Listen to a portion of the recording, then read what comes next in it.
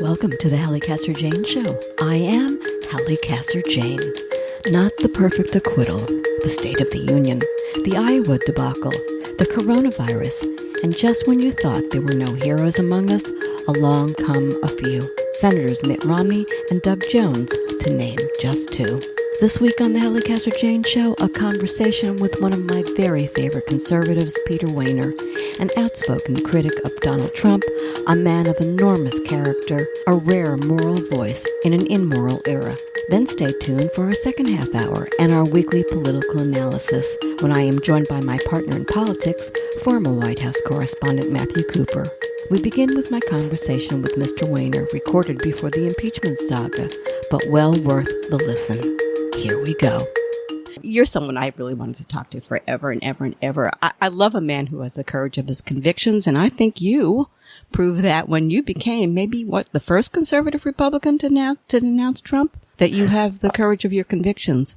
Why'd you do it? How difficult was it to do? Well, thank you very much. I appreciate that.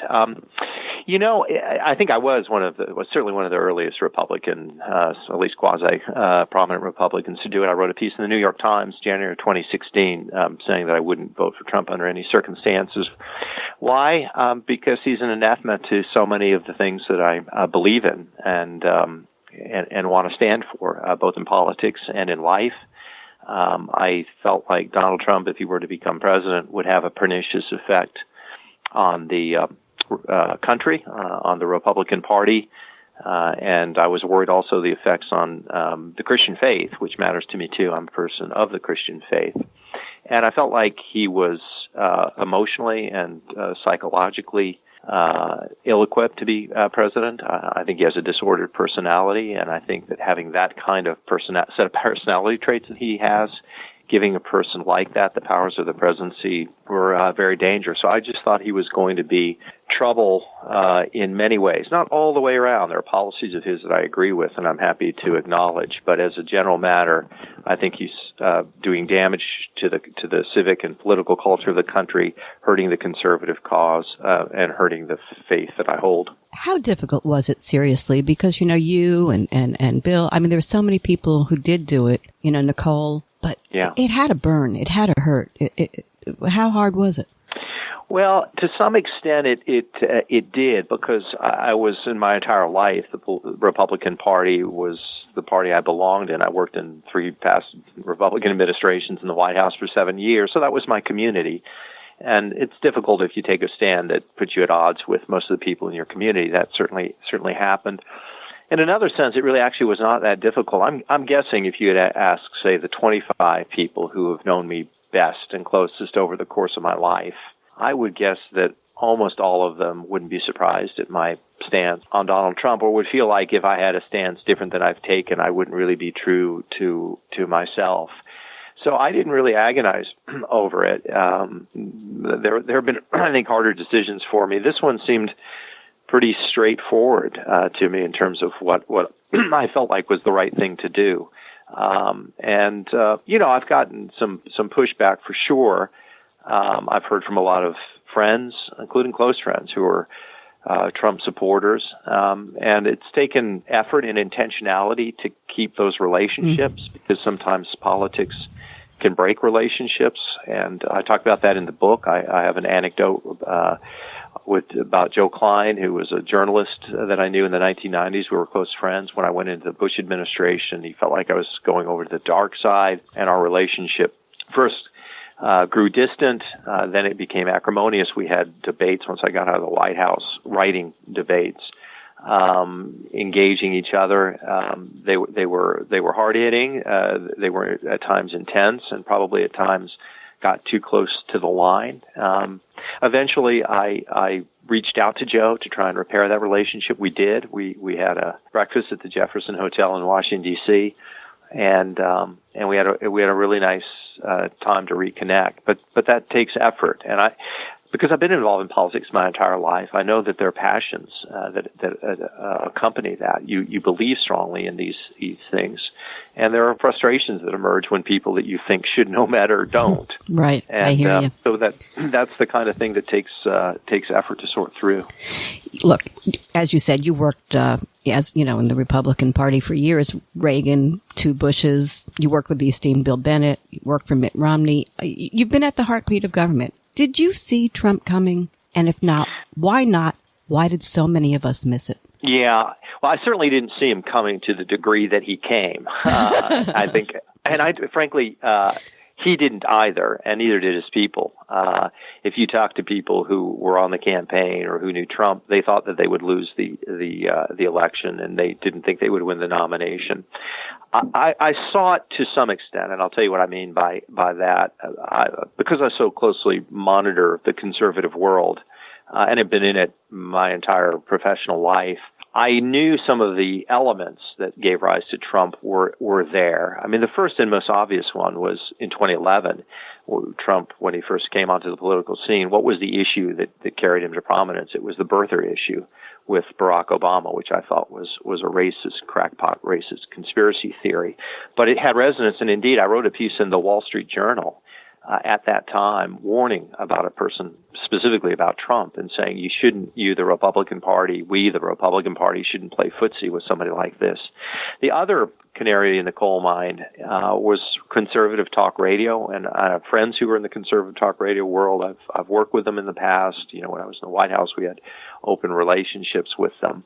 But you could tell sort of in the 2009, 2010, 2011 period, take Rush Limbaugh, for example, who was easily the most important figure in the conservative talk radio world and almost single-handedly saved AM radio. For most of his career, it was the polarity was between liberals and conservatives. But at that time, late 2000s, early 2010s, you could hear in Rush's commentary this shifting from liberal versus conservative to establishment versus anti-establishment, and you could begin to see the marks of a populist uprising. And that wasn't only Rush; it was other people as well. So that was a tip off to me that something was going on. For example, if you listen to Limbaugh 09, 10, 11, you were almost as likely to hear criticisms of John Boehner and Mitch McConnell as Barack Obama, a sense that the Republicans aren't strong enough. They didn't repeal Obamacare, even though it was impossible to do with Obama as president. But this frustration was growing also among friends of mine who are evangelical Christians, of which that's been the movement I've been most associated in my Christian journey. The rise of anger, grievances, a feeling of humiliation, and then overlaid with that, a sense that we're in an existential struggle, that this is an apocalyptic war, that if the Democrats win, if the liberals win, all that we love, all that we care for will be swept away.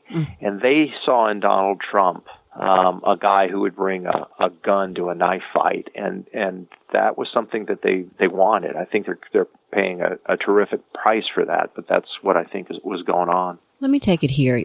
Among the current excuse for Trump is that he's a symptom, not the cause. That's what you and I were just talking about. But let's get to the cause in a different way. Let's talk about politics itself, the purpose of politics.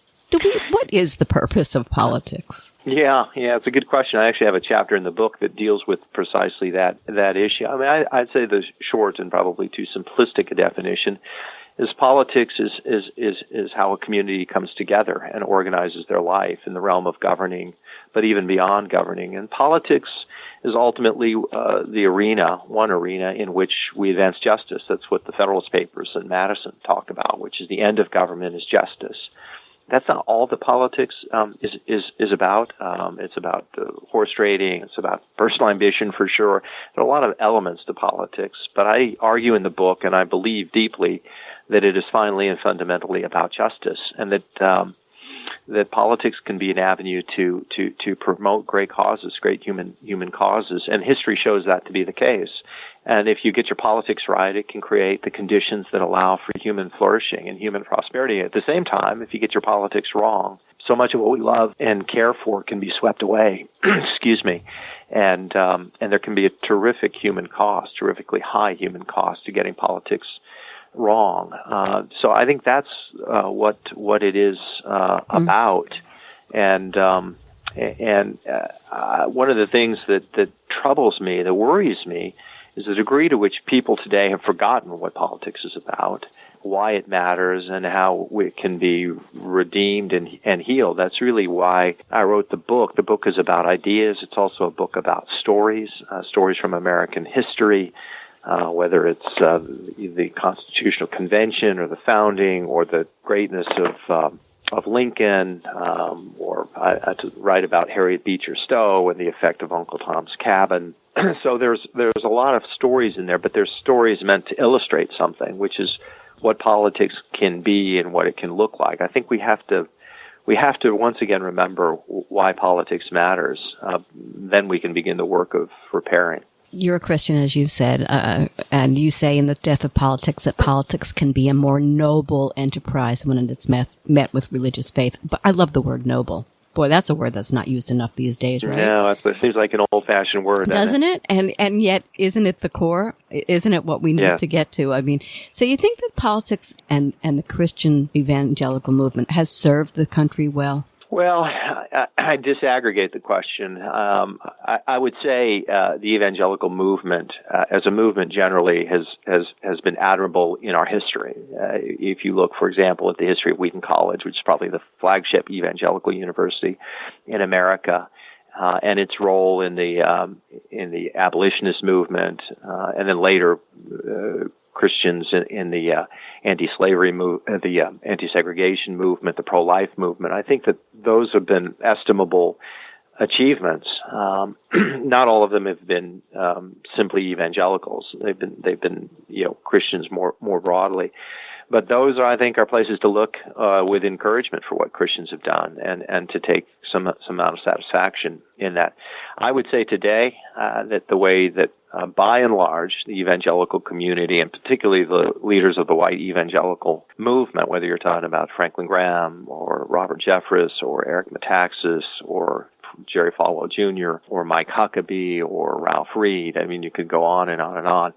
I think that they have they've hurt the cause of the country. I think they've hurt the cause of conservatism. And what is most personally painful for me is I think they've hurt the cause of Christ, because I think that their testimony has been problematic. I think that they've shown that they've disfigured the Christian faith, and that there's a degree of hypocrisy that is so evident to anybody who's paying attention. The double standard that was used, say, against Bill Clinton by many of these people when it came to character matter, and now with Donald Trump to say it doesn't matter at all. And I should add here, and it's an important point, I've never begrudged evangelical Christians or anybody else a vote for Clinton against a vote for Trump against Hillary Clinton. I understood that argument. I didn't buy into it. I didn't vote for either one. But I certainly understand the argument that you would vote for Trump because you think his policies would do the most to advance causes that you believe in and care about and think will help the country the most. That I get. Where I think that the stain has occurred is the degree to which they have rallied behind Trump, that they view him as a figure that has to be defended in every circumstance, regardless of what he does, that they've either gone sotto voce, they've gone silent when he's crossed ethical and moral lines, when he's dehumanized people, when he's engaged in the politics of cruelty and crudity. They've either gone silent or, just as likely, they've defended him. They've made excuses for him. And that, I think, is a compromise that they're paying a tremendous price for. They don't seem at all interested in speaking truth to power. I think the corrosion of intellectual and moral integrity has been shocking, or at least depressing. Maybe it's not shocking, but it is depressing. And I think that there's going to be some accounting for that. I think the thing where I would maybe take issue is the fact that I don't think anybody thought when they went for Trump or when he, surfaced, that there was anything moral about this guy. So just the vote for him, even if it was going to get you to what you may have wanted, I think that was the downfall, personally. because I don't see how a judge on a court can ever rectify who this man is and the damage he did from day one. Right. To not just not to you and I, we're about the same age, not to us so much, but to our kids and our grandkids, right, who see something that they'll think this is normal. You can, I don't know how you repair that, and we'll get into the reparation if you will, but that's where I am on it. I'm sympathetic to that argument. I will say that I think some people voted for Trump reluctantly. I know that is they felt like, look, he's got some downsides, but we're going to vote for him. The other thing is some people, and I think in a wild state of delusion, believed that he would get better once he became president, that the office would change him. I thought that would never happen. It hasn't happened. And the opposite, in fact, has happened. He's denigrated and degraded the office, the office hasn't elevated him. So what of these folks who are standing behind him? What happens here? They don't go away. They just seem to gain more and more power. I think it's the other side. It's like the devil's gaining and the angels of our world are having a difficult fight here. Put it in that kind of term. Yeah, I think it's for people of our disposition and view. It's a tough moment, and the numbers are dwindling. Trump's hold on the party is complete. Any dissent has been basically extinguished. We've seen it time and time again that if a Republican rises up, not to oppose Trump's policies, but simply to challenge him for his moral and ethical transgressions, whether it's Jeff Flake or Bob Corker or Mark Sanford, or most recently Justin Amash, those people are targeted and politically eviscerated. So the party itself has fallen into line. You can see it in people like Lindsey Graham, Marco Rubio. I mean, it's just been a pathetic collapse of principle. So I think if you're in the Republican Party and you're a critic of Trump, it's a lonely time, and you're on an island. You're actually in a phone booth, I'd say, at this stage. What happens to the people who support him? We'll see. I have a hunch that there will be an accounting, and that this is a kind of Joe McCarthy moment, which is, a generation from now, people will say, where did you stand during the Trump era? What did you say? What kind of steps did you take to challenge this one-man battering ram against norms, against values, against virtues, against institutions, against decency, and I think there's going to be a price there. There may be a price sooner than that. I think that the generational damage is being done to the Republican Party in large part, not completely, but in large part because of Donald Trump is enormous. David Brooks had a column about the coming apocalypse for Republicans because the younger generation finds Trump so toxic and an anathema to what they believe in. And if Trump is beaten, particularly if he's soundly beaten in 2012, and a lot of Republicans go down because of him, that can accelerate a reckoning of a cleansing. But look, the forces that gave rise to Trump aren't going to disappear. And even if he loses, there's going to be a pretty, I think, intense and even ferocious debate about the future of the Republican Party, the future of conservatism. And I don't have a sense of where it's going to come out, to be honest. Interesting. You talk about contempt for politics and the death of politics. And I thought that was such an interesting phrase. Contempt. That's a tough word. Yeah. Talk to me about that a little bit. Well, I think that is what is out there. And you may have sensed this too. Contempt implies something beyond frustration. It implies a sense of disgust, almost fatalism, throwing up your hands saying, screw them, nothing we can do. Or if we can do anything, we have to burn down the village to save the village. I think it's a kind of nihilism, at least a quasi-nihilism that's taken place. I don't think it's completely warranted. I think there are reasons to be frustrated with the political system in this era, as there is in every era. Governing is hard. Problems are complicated. People are complicated.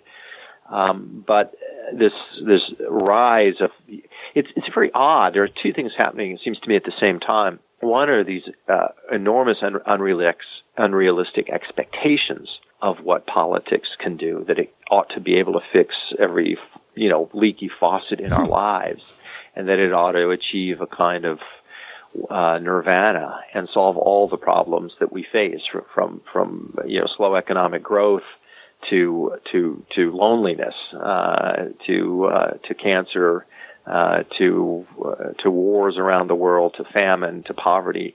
And government just doesn't have that capacity. Politics doesn't have that capacity. Politics is about getting more right than you get wrong, nudging things in the right direction, and at certain moments rising to great challenges and meeting them. So that's on the one hand, which is these almost soaring expectations of what I think politics should do. And then on the other hand, this sense of utter disgust and disdain and contempt, saying, well, everybody who's involved in politics, politicians are knaves and fools, they're unprincipled, the problems are so simple that it either must be stupidity or malice that's keeping politicians from solving the problems.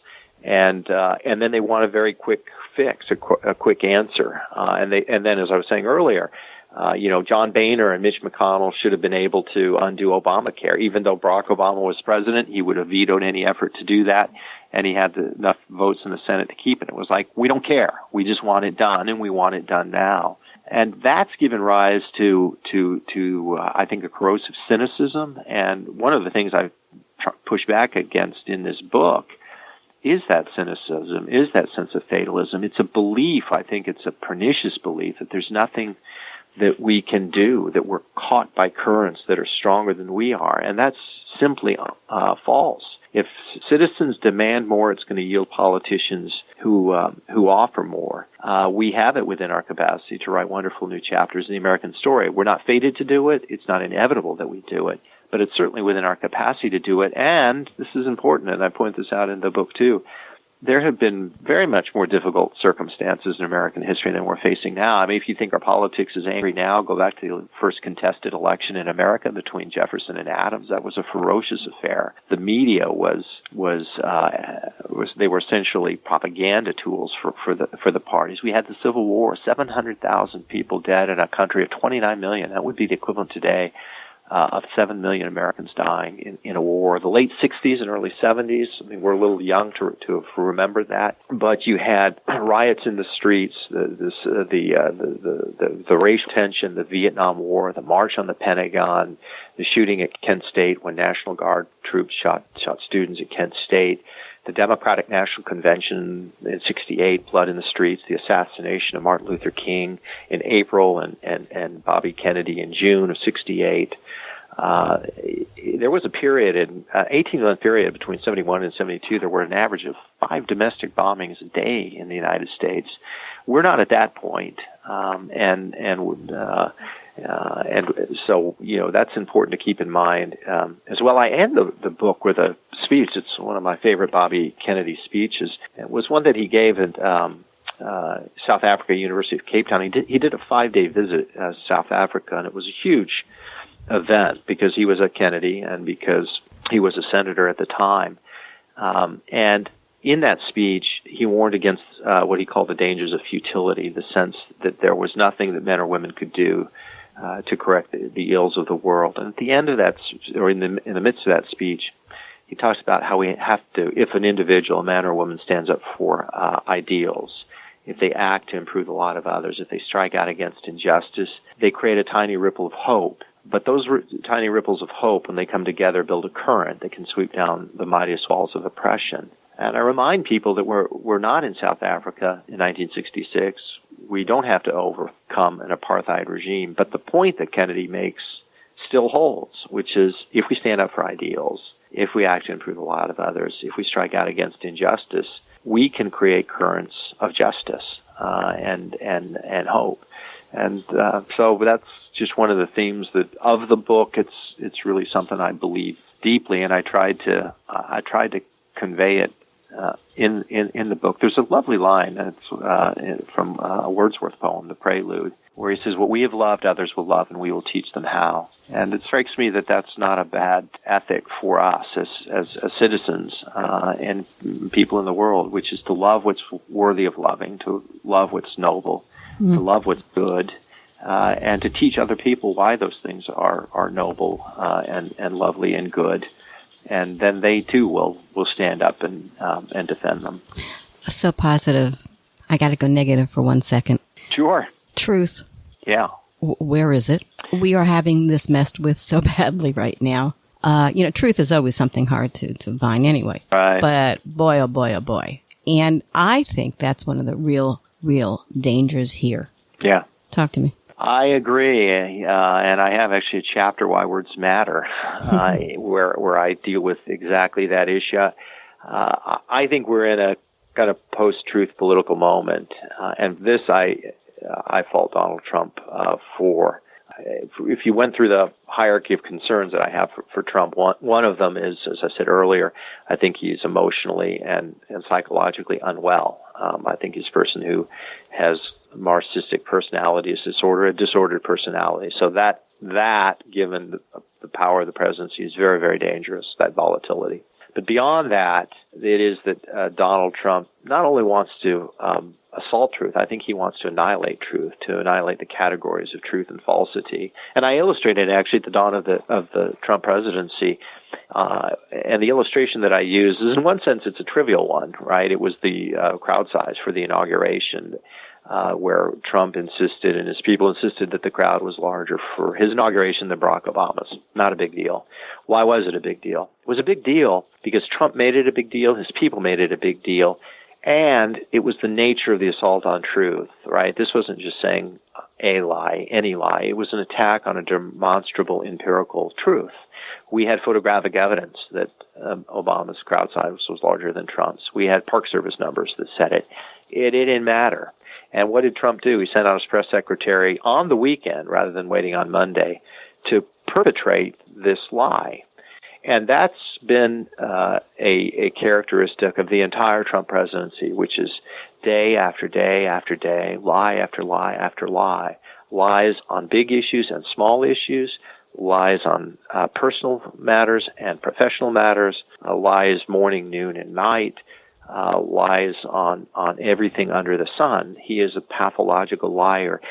That's bad enough, but when you try and destroy these categories of truth and falsity, if you're essentially saying from the president, you can believe me or your lying eyes, and ignore what you're being told, I'm the fountain of truth, whatever I say is true, that's very dangerous. Nietzsche has a term, perspectivism, and that is the notion that we get to make up our own script. There are no objective sources of truth beyond what we invent. And if that happens, if that really takes root in a free republic, that's very, very problematic, because then you can't have a common basis of understanding, common factual basis. You can't agree on common problems, and then get to the debate about the solutions for them. So I'm worried about it. And the fact that the Republican Party and the conservative, I don't even call them conservatives because they're not, the American right, has rallied to Trump, who defends those lies, defends the myths, is really discouraging, because these are many of the same people who for years argued that with Alan Bloom and The Closing of the American Mind, you may remember that book in the 1980s, which was a huge uber text for the conservative movement. And that was a push against relativism and the importance of objective truth. And Trump himself, I think, does not have any sense of any morality existing beyond himself. Yeah, absolutely. I have to bring up two other subjects. I know we're running a little long, but stay with me on this because I think they're important. This concept of three branches of government being co-equal. And now Trump goes and attacks Congress. Right. It's my opinion that Nancy Pelosi is kind of I may be alone in this, but maybe not. I think she's kind of given up her power to him at this point. We get into impeachment. It's a touchy subject, But here's my point on the impeachment issue, and I want to hear what you have to say about that. For the last 2 years, the Dems have been talking about the immorality, and people like you, all of us, talking about the immorality of Trump. And the bottom line is, that is who he is. He has obstructed justice. We know that. How do you not impeach? How do you make a political decision, which is what's going on, over the moral decision in the context of this entire conversation you and I have just had? Talk to me about that. Yeah, it's a fair question. It's a good question. To me, that question shouldn't be decided on the politics of the matter. For Nancy Pelosi, that's a central issue. For Democrats, it's a central issue because their concern, as you know, is if they move forward with impeachment, it may have negative political effects. That doesn't concern me so much. It seems to me that the question that one has to think through is, in part, framed by you, right? Which is, what are the arguments to go forward for impeachment in terms of the good of the country, and what's prudential? We all know that if the House moves to impeach, the Senate won't convict Trump. So he's not going anywhere. It's not going to dislodge him. So there's not going to be a price paid in that sense. So then the question becomes, it seems to me, what is the cost to the country? Does it inflict a kind of trauma on the country, which impeachment can do, versus the importance of making a statement and saying, we're going to impeach him, whether we can dislodge him or not, that the House can't control. But what we can control is to move on impeachment, and we feel like in the name of truth, and for the name of justice, what we've been talking about, that he should at least have in his presidency the fact that the House, as an institution, held him accountable and impeached him, even though we fully recognize we're not going to dislodge him. You know, smart people will have different views on that. I had a debate with a good friend of mine during the Clinton impeachment. I favored impeachment of Bill Clinton. That person did not. He felt like that the cost to the country, the trauma to the country, would outweigh the impeachment of Clinton. And that was a reasonable argument. Maybe it was the right one. In this case, my own inclination on this, and I've gone back and forth, I'm leaning now that thou should impeach, because I do believe in institutional accountability. And I think looking away from Donald Trump and the assault on American norms and ideals of Donald Trump, there needs to be a price to that. The best thing that can happen in my mind is that Trump is defeated and soundly defeated, and that Republicans keep control of the Senate. So if there's a Democrat or a liberal, they can check what I think would be the worst impulses policy-wise, because I'm still a conservative. But I think the repudiation of Trump has to be electoral. If Trump were to actually be impeached and removed from office, I think that would make him a martyr in the eyes of his supporters and could have damaging effects. But it's a moot point. He's not going to be removed. So I appreciate your point of view. I think I come down in the same place you do, but I don't think it's an obvious position. It's a hard one, too. Believe me, you weigh it and you say what happened in the long run, because this is now. But I do think that the assault on the power of Congress and the three branches of government is now so huge. Right. That you walk away with nothing. This'll be it. Last part, I guess. I mean, first of all, I do love the book. You talk about civic virtue. I want to put those two words out there, civic and virtue. And I want everybody to pick up this book and understand this. And let's go back, because that's a term of our generation. Right. Right. I want people to get there. But I want to talk about the end game. Mm-hmm. And I want to say, he may leave. He may get impeached. Miracles do happen. That Senate might get him too. I doubt it. But he may get reelected. Who knows what the hell's going to happen? Right. But at the end of the day, there's still Trumpism. Right. You worried? Well, I am worried. I am worried because Trumpism exists, and Trumpism may go on after Trump himself. Although, if he's defeated, I think it would suffer a serious blow. I'd say a couple of things in response. Trumpism is alive and well. It's alive. I'm not sure that it is well.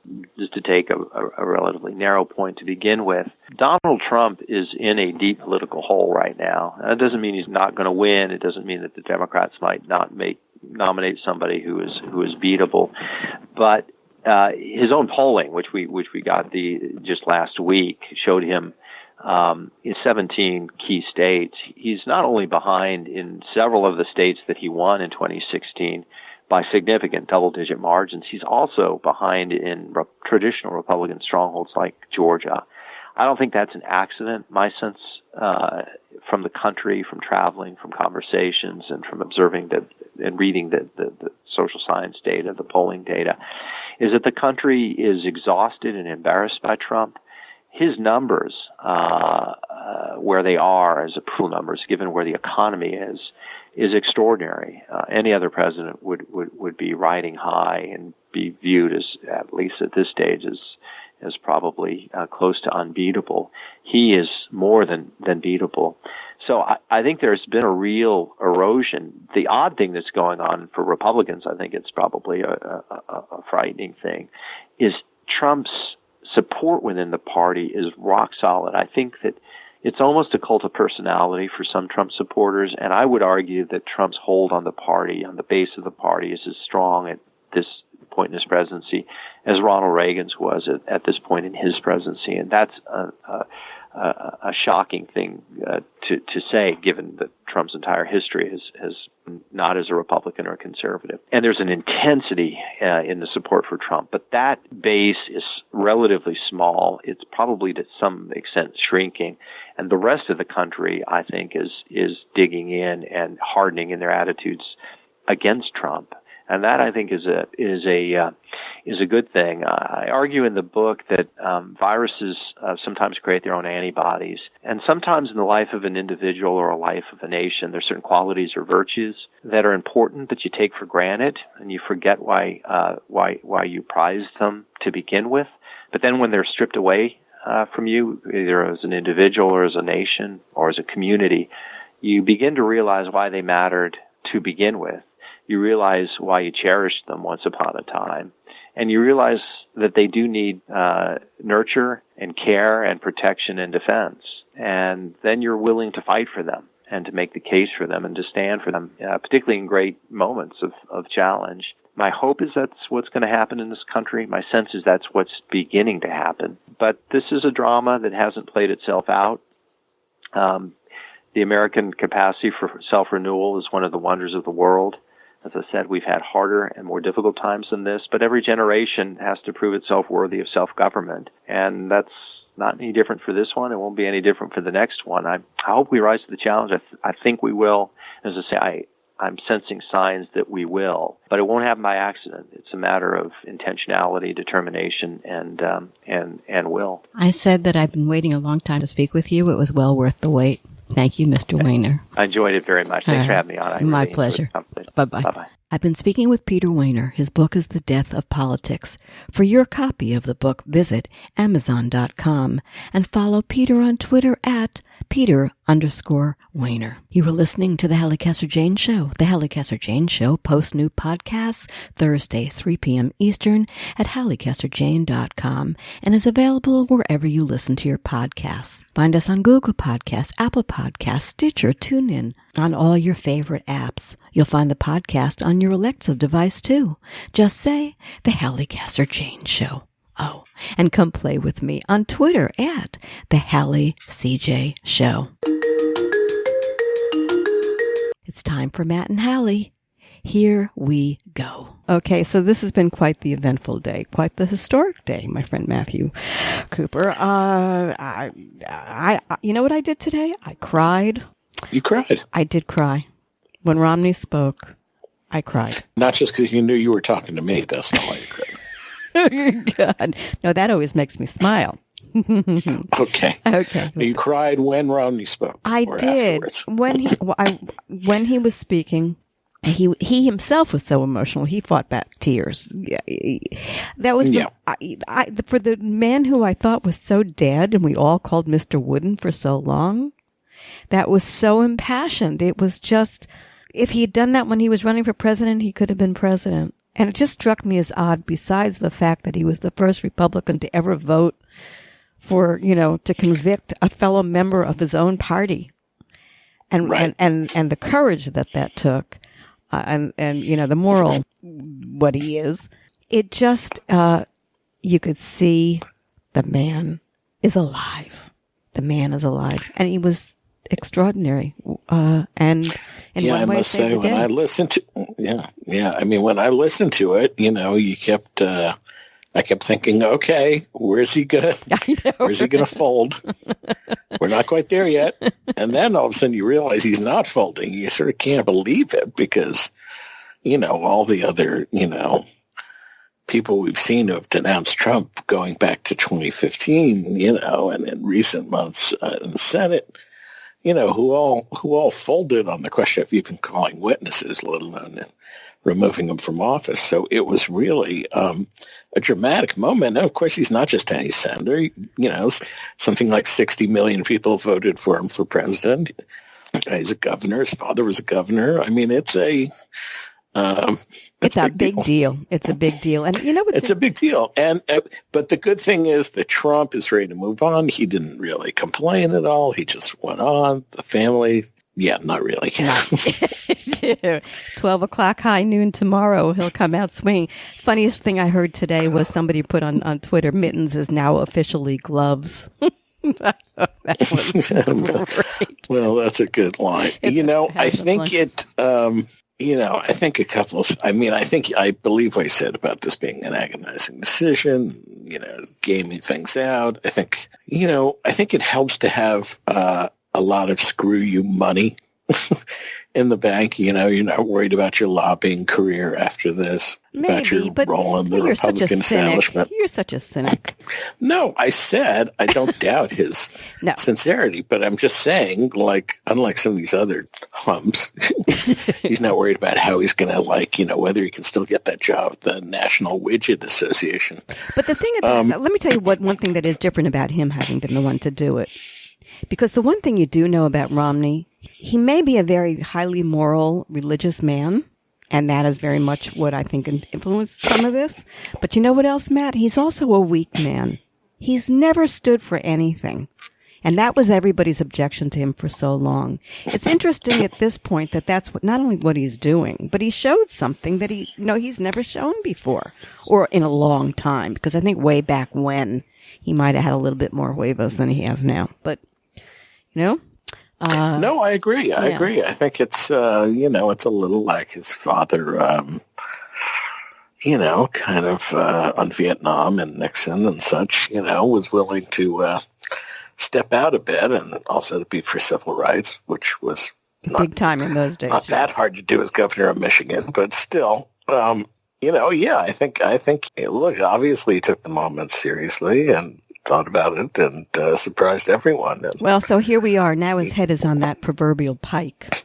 Trump Jr. came out saying, right, get him out of the party, and Matt Schlapp, the chairman of what is that thing, that crazy thing that he's involved in, American Conservative Union, the right-wingers of all right-wingers, get rid of this dude. He's not welcome here. And, and the assault has started. Now, what I wanted to ask you, I was curious as whether you thought, because it's interesting, everybody is coming down on him in terms of those kind of people. Haven't heard much from his fellow senators in the Republican Party. No, I don't think they will. It's just not the nature of the Senate to I don't know that, what I think. Yeah, with the old Senate. This Senate? I Ted Cruz and, maybe Rand Paul or some of the nuts. Someone who wants to, some newbie might, say something. But I think for most of them, look, they know they got to work together for next, years, and they're trapped in that room, and they tend to not attack each other. Well, it'll be. I mean, they don't get things done, but they tend not to sort of. I think. Yeah, I don't. Look, he'll get savaged. He'll get savaged on Fox and by the Republicans out in the country, but I think in the chamber he won't. And Trump is going to try and eat him alive. And Trump. Oh, yeah. I mean, and Trump. Because what he also did is he gave cover to Democrats, Joe Manchin and Kirsten Sinema. Doug Jones had already come out, and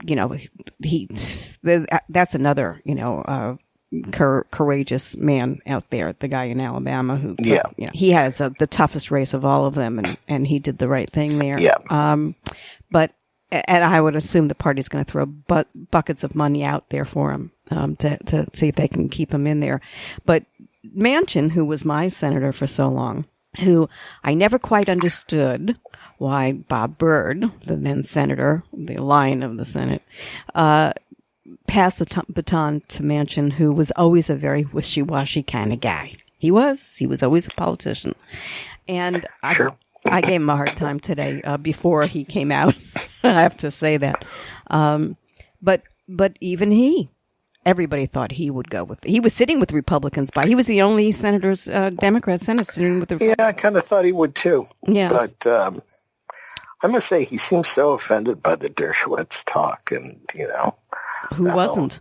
I think if the president's lawyers hadn't been so over the top, there was probably some hope of getting Manchin, but alas, they did not. Here's interesting. Well, Susie Collins was there. And, can we talk about her for a minute? Ron Fournier had an unbelievable comment about her today, that she only wanted two things. She wanted respect and re-election, and today she lost both. Tonight she came out with a statement in an interview saying that she probably shouldn't have said Trump learned his lesson. Right. Well, come on. But this woman's got to go. I know, it's ridiculous. I don't care what party she's from. If she was a Democrat, she needs to go. Huh? What? Yeah, I think it's going to be tough for her to hang on. Yeah, I mean, really, she just lost her way, and that's really rather a sad thing. I wanted to ask you what your and here's my thoughts on Schumer and McConnell, and I'll put it out there. I think everybody wants to hear what your comments would be in the two of them and how they would handle. Listen to whatever. Schumer a mensch, McConnell a putz. Hello. Did I hit the nail on the head? Now, if you're not Jewish, you may not know what that means. I think they can infer. But you can infer. I just, Well, I mean, Schumer went big. I mean, he sort of went with the big, moral outrage. It wasn't just sort of, this body kind of talk, which is what McConnell did, I think I basically agree with that. But, what happens to McConnell? What happens to McConnell? McConnell's fine. I think he's going to win. His poll numbers are so low. They are. I know. Well, let's see where we're at. I think Trump can probably pull him over. I want him out of there, I think, more than anybody, because as I said to you last week, he is the most, as far as I'm concerned, he is the most dangerous man in the country, more dangerous than Donald Trump. But hey. Well, he certainly understands power. Yes. Or he's like a vampire on power. It's blood to him. A vampire on power. It's blood to him. Another great comment. Republicans sold their soul for so little. Jennifer Rubin. I thought that one was perfect. I want to talk about two other people here, three. I want to talk about Nadler, who I thought made kind of a lame statement, and this is my problem with Jerry Nadler, who said today, the House is, listen to this. This is before the vote. He said, likely to subpoena John Bolton. What is that? What a wimpy, asinine. This is why you didn't get to lead the entire impeachment thing. I had to say that. That kind of annoyed me. He could have done better. Well, I understand. Yeah. I hear you on that. Right. So will they or won't they? Does this stop? And John Bolton put out his two leaks and then he disappeared into the sunset because now they're saying that they're going to arrest him. I mean, it looks like they're really going to go for him in a big bad way. They'll either subpoena him. I'm not talking about no. I'm not talking about the Dems. And if they don't, we're getting the book any day now. So no. Here's the thing. I don't know if that book's going to get out so fast. I don't think it will. Everybody's saying March 15th. I mean, maybe they'll just go ahead and publish it without the permission of. But it's my understanding that they're really coming down on the hammer with him, and there's some threats on. Well, sure, they want to protect their hides, and I'm sure he. Attorney General Barr is saying that he's crossing boundaries, and if he continues, they're gonna, they'll go after him, and it looks like it's a real cockfight, really. Well, look, I'm out of the prediction business. I think in some way or some shape or way we'll hear from him. Well, I surely hope so, and I hope it's sooner rather than later. And I also hope that Adam Schiff continues to bring people in to talk and to continue this thing. And as long as he continues to do that, well, I mean, it's ongoing. I mean, Rudy's still traipsing around, the caucuses.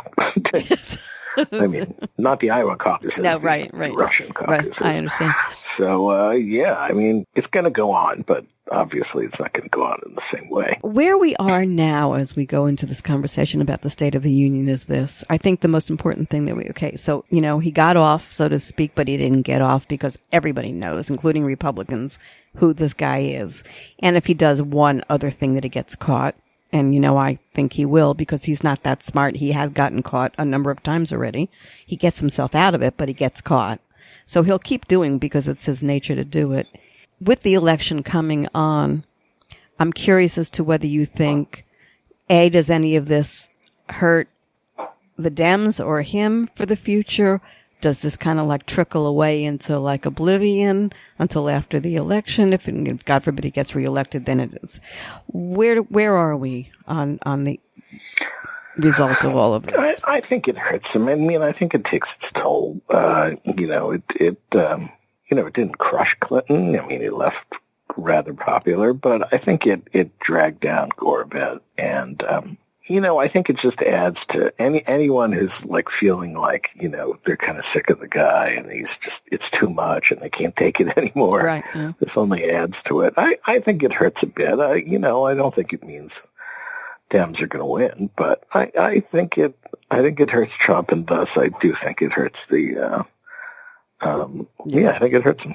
Yeah. And I don't think it goes away on the level of most stories that are abound these days, which, fly off into the sunset the sooner they're over. Because I don't think Dems are going to let that happen. No, they're not going to let it happen. And, he didn't let any air out of the tires. He didn't do any sort of bit of an apology. Yet.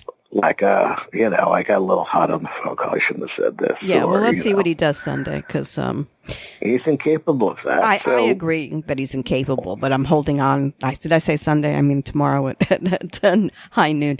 It'll be curious. Yeah, it's wishful thinking. So that takes us. Go ahead. Anything else on that? Because I was going to just move into, because we're short on time today, into the State of the Union. A really big shoe. With apologies. Yeah. Well, it was. Wow. Oh, boy. Right? Oh, boy is right. Starting with no handshake when Pelosi put her hand out. Not a lot of talk about that today. Yeah, no handshake was pretty hot. It was, the State of the Union speech has lost a lot of its drama over the years because it's, they don't get anything done anymore. So there used to be at least some drama in seeing what the president would propose. Right. Yeah. Now, it's just like, whatever it is, it's probably not happening. I thought the Limbaugh thing was disgraceful.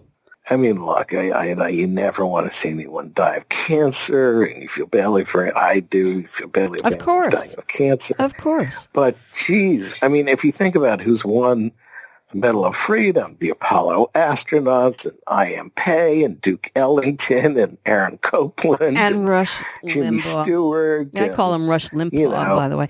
But can I say two things about There's this? never been anyone like this who's won. I think the only other broadcaster was Lowell Thomas, I think. And Paul Harvey. Yeah. Were the only radio ones. And but those were creative souls. Those weren't, these whatever. Yeah, and they were essentially nonpartisan. Right. They were not. But Limbaugh he's not, he's a provocateur. He's an anti-this, he hates blacks. He's a showman. He's a charlatan. And he has probably been, as far as broadcasting is concerned, Matt, one of the most, he started all of this. He was before Fox. Well, there's no question. So, hello. Yes, I'm old enough to remember the rush rooms. Right. Now, in restaurants where people would go and hear the radio. They'd turn up the radio in the room, and, pissed off businessmen could eat and listen to them. Oh, but I just think, if you look at the list of, and it's worth looking up the list of recipients of the Medal of Freedom and who gave them out. Yeah. It's usually very bipartisan, and it's a sad day. So another thing, and giving it to him in the balcony, it's and Melania finally found herself a job. She put jewelry on Rush Limbaugh, and reuniting the military family. It was, which didn't work, by the way. It was a big dud because the kids didn't recognize the father. Did you notice that? Well, that's the thing. It's been gone. They're little kids, right? So they were expecting the kid, and the mother finally whispered, "That's your dad." And one of the kids ran up, and then the other one followed. But the Tuskegee Airmen, that was that was incredible. That's incredible. That was a good one. Reagan started this tradition. It's a nice tradition, and it was brilliant. Now it's got all. It was pander to the black vote, the military, no foreign policy, by the way. So we can go through that. We can go through, I thought that the women should have worn black. The Democrats should have worn black with the mourners thing on them. They wore white for the suffragette. Well, suffrage. Yeah, I get that. So that's wonderful. But the fact of the matter, that's so typical. And then Nancy. Yeah, now where do you stand on Nancy? I thought it was wonderful. And there are a couple of reasons why I thought it was wonderful. But key a reason is she turned Trump on Trump. And she stole the thunder for the next 24 hours, i.e. she waved the shiny object. In this case, it was a ripped up script. And I said, oh, honey, you have his number. And he must be crapping whatever, because not one person talked about what he said about the economy, or everybody was Nancy. And Nancy can take the shots because Nancy's in control and she's in power. So I thought she was brilliant. And you know what? Sometimes you got to fight fire with fire. That's what I think about Nancy. You probably disagree. I guess I do. I mean, I think it's more likely to backfire as a political gesture. I think there are enough people who, just would find that egregious. And welcome to the times. I think for whatever satisfaction it gives to MSNBC listeners, I'm not sure it'll. But I'm not sure it was a vote getter. She kept the conversation on her and on the impeachment, and didn't allow it to go to what he was trying to accomplish in the State of the Union. Yeah, I think given Iowa and everything going on, I'm not sure it would have. Well, yeah, no, it would have. But, okay, so that's where we are. We disagree on that one. All right. Which takes us to Iowa. Oh, my God, Iowa. What as your word was, debacle. We still don't really know what the hell happened there. But I will tell you this. I don't know if you saw this late today. Turns out that the app had major flaws in it. Security flaws. And they can't say whether somebody got in or didn't get in, changed passwords or didn't, but there you go. So I don't know who won. Do you know if Buttigieg won, Sanders won? I don't really know. It's between the two of them. I mean, it took, it took thunder away from Buttigieg and kind of allowed, Biden to, Amy Klobuchar to say she did a little better than she did. Right. And Biden to. But, Biden, I think, did the right thing today where he admitted, on Monday night, he was like, oh, we had a great night. Today he just admitted that, they got the crap beat out of him. Yeah. And that's good because now he can, run as the comeback kid, and I'm going to fight for New Hampshire. And New Hampshire loves to stick it to Iowa, so...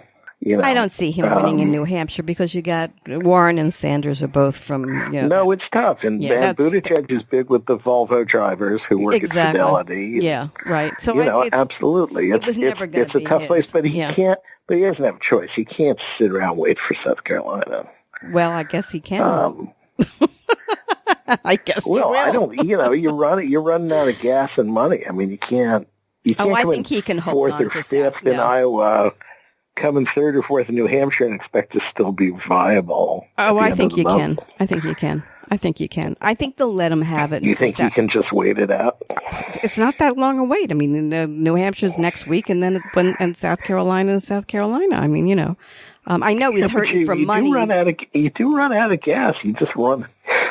You run out of money, and he's got the kind of money he needs to raise money where it takes time, it costs money to get money. He has to fly to Dallas and have dinner, with I will tell you this: he doesn't have money. The night before Iowa, I must have gotten 40 texts from him within an hour, begging for money. So I know he doesn't have money, but he doesn't have money, and you run out of gas. Well, I don't know. I think he's really got to.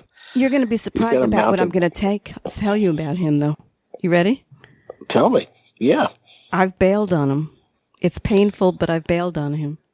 I bailed on him. I didn't really think you were supporting him. I thought you just kind of liked him. I liked him, and I thought I'm not a Sanders or a Warren person. And yeah. So where are you? Bloomberg. Yeah, well, I would see you as a Bloomberg. I would about that. You would. I think he's gonna. I would have had you with the mayor. Yeah, I think Buttigieg is problematic. Big time problematic. Because it is the nature of the beast, and you know where I am on Sanders and Warren. And she, at this point, if she pivots one more time, I'm going to throw up from her. So, and I know that. Right. And you don't like Klobuchar, really. I do like her. I just don't think she can win.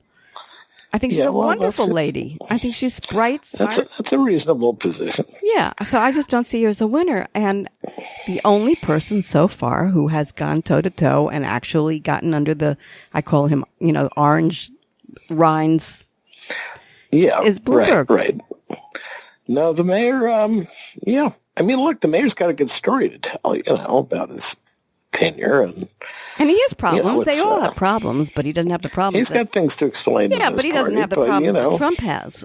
James Carville. Having unlimited money makes a big difference, to say the least. Yeah. And I just don't know if you can sort of sit it out till Super Tuesday and then start running. Oh, you mean? We'll see. Yeah. I do have one more Biden question for you, Matt.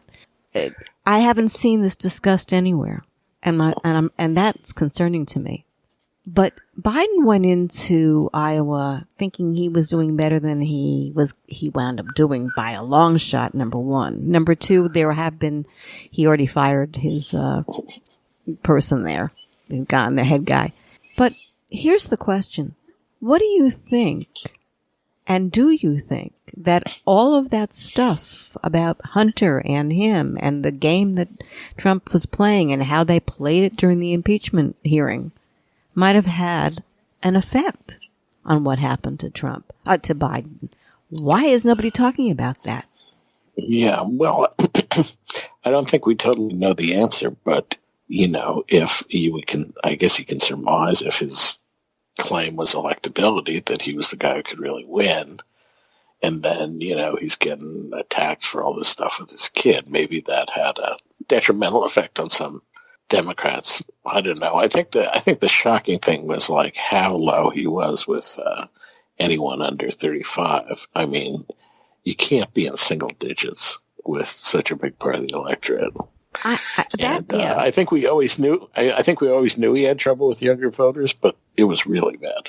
Right, and I guess the reason that I'm bringing it up is because his whole thing was off, and they've discussed that. So and it dropped off. He was actually it dropped off in the last few days, which was the impeachment hearing. So I think you raise a good question. It could be that. It bothers me that nobody's I can't find anything about it anywhere. No, it'll be a supreme irony if, Trump did take him out. Well, there you go. And I'm wondering why. Stuff, right? Yeah, and is that a choice on somebody's part not to talk about it publicly? Yeah. Well, you raise a good question. All right, I had to ask you that. Okay. Well, we move on. Okay. So where are you on all of this? I don't know. I mean, let's see if. Let's see where the Buttigieg thing goes, and Sanders. Okay. James Carville surfaced yesterday, of the famous, it's the economy stupid folks. If you don't, he was Clinton's guru. This guy is brighter than anybody walking the face of the earth. And he absolutely went ape crap yesterday and said Tom Paris is the chairman of the DNC needs to go. And are they kidding, moving this thing to the left? We don't need to become the British Labour Party. I don't know. Maybe I'm old. Oh, and then he said whole food gourmet soup in a Campbell soup world. Come on, Democrats. Get it together. Yeah. Right. I thought that was one of the best. So I'm with him. But, the problem is I was around in those days. I know about that moderation. I understand what happened. So maybe, this is my points of view matter through rose-colored glasses. I mean, that's just... Well, yeah, it's a mess. No, I think it's a pretty reasonable way to look at the landscape. I mean, look, it just think. You're not going to pull those Republicans in, those former Democratic voters, or those indies, or those, not quite, they're Trumps, but maybe they're looking for something because he's too crazy. You're not going to pull them in with Sanders and the others. So Dems have a real problem. Probably not. And they got to get real. They got to get real. We're on a short leash this week. I apologize for that, but we have such a that's okay. Great guest. I want to talk about two things before we finish. Yeah. I got a little scared because right before we went on air or went to tape, ready? In China, the coronavirus and Matt, and they're saying masks don't help. I'm not a public health official, but that sounds bad. It scared the crap out of me. That doesn't sound good when it goes up eightfold. That's because I went online to try and find out what the effects are, what it looks like, and it's very obscure. It's you're still at greater risk of the old-fashioned flu. That's going to kill a lot more people here. Yeah. But, So, yeah. Wash your hands, people. The good news is you can order food in these days, and they can deliver it without having to see anybody. Have you set up like the safe room? Yeah, but I'm going to tell you something funny about. Here's the problem with Florida. When we had the polio, Florida was like ground zero because everything grows in Florida. It never dies because the weather is always so damn good. So we get dengue fever and all these crazy diseases come into this place. Yeah, right, subtropics. Right. So hello. This is like you might have to move to Washington, Halli, where it's maybe a little, less dangerous. I don't know. We'd be delighted to have you. I'd be delighted to go home. I miss the place horribly. Love the weather down here. Delighted to have you. The people. Sad note, as we go to close, we lost a great one today. 103 years old, Kirk Douglas, just passed. Yes. Yeah. Yes. Yeah. This man did more for Hollywood. And in those horrid days that would be comparative to where we are with the House Un-American Activities, he went to bat for so many writers. He did. He did. And so, as an actor and as a great soul, may he find only peace wherever it is he lands. Yes. All right. One of the great journalism movies ever, Ace in the Hole. Ace in the Hole. Find a way to see it. One of the great movies ever, Spartacus. All written by people who had been thrown out of Hollywood and fake names. Exactly. On the script. Darling, it's been great. Glad to talk to you again this week. It's always great. Good night, we'll George. see what happens next week. All right. Good night, Gracie. Could be. Good night. Thank you for tuning in to the Halli Casser-Jayne Show, a production of Resec LLC. The Halli Casser-Jayne Show posts new podcasts Wednesdays, 3 p.m. Eastern, and is available at hallicasserjayne.com and on all your favorite apps. Be sure to visit us on Apple Podcasts, Spotify, Google Podcasts, and follow me on Twitter at The Halli CJ Show. Until next time, this is Halli Casser-Jayne.